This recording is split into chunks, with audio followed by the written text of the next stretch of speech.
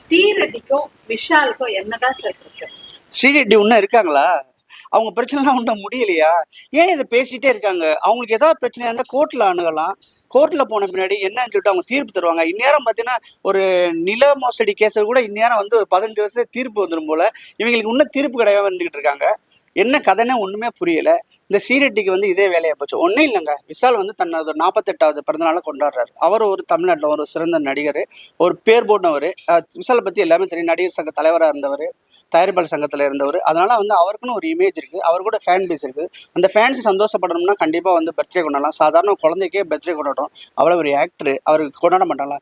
கொண்டாடும் போது அவர் சில ஸ்டேட்மெண்ட்லாம் கொடுக்குறாரு. இந்த மாதிரி அட்ஜஸ்ட்மெண்ட் கேட்டிங்கன்னா நீங்கள் செருப்பால் அடிங்க, அடித்தாதான் இன்னொருத்தண்ட கேட்க மாட்டாங்க. இப்படிலாம் சொல்கிற ஒரு நியாயம், அவர் நியாயம். இங்கே பாருங்க, அவருடைய தனி மனித தாக்குதல்லாம் யாருமே பண்ணக்கூடாது. இந்த சீரெட்டி என்ன பண்ணுறாங்க, ஏற்கனவே பண்ணதுக்கெல்லாம் என்னாச்சு?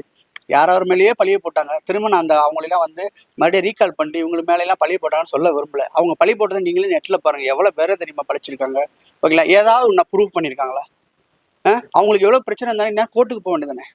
கோர்ட்டு போனால் அவங்களுக்கு தீர்ப்பு வந்துட போகுது, என்ன ஏதுன்னு சொல்லிட்டு தண்டனை கிடச்சிட போகுது. இதெல்லாம் செய்யாமல் சும்மா நானும் இருக்கேன், அப்பப்போ நானும் இருக்கேன்னு இது பண்ணுறது, யாராவது போட்டு மொக்க போட வேண்டியது, இதுதான் வந்து சீரெட்டிக்கு வேலையை போச்சு. ஓகே விஷால் சார், நீங்கள் எதையுமே கண்டுக்காதீங்க. தெரியும் நீங்கள் அதெல்லாம் தூக்கி போட்டு போகிற ஆளு தான் தெரியும். அதனால் வந்து இதெல்லாம் கண்டுக்க வேணாம். ஆனால் இந்த இஷ்யூவை வந்து மக்களும் பெருசாகவே எடுத்துக்க வேணாம். இது ஒரு லூஸு, அதை உளறிட்டு தான் இருக்கும் ஸ்ரீரெட்டியை பொறுத்தவரை. ரஃபீக் தேட்டர் இந்த சேனலுக்கும் எல்லாரும் லைக் பண்ணுங்க, ஷேர் பண்ணுங்க, கமெண்ட் பண்ணுங்க, மறக்காம பெல் பட்டன் டக் டக்குன்னு ப்ரெஸ் பண்ணுவீங்க. Thank you, all the best.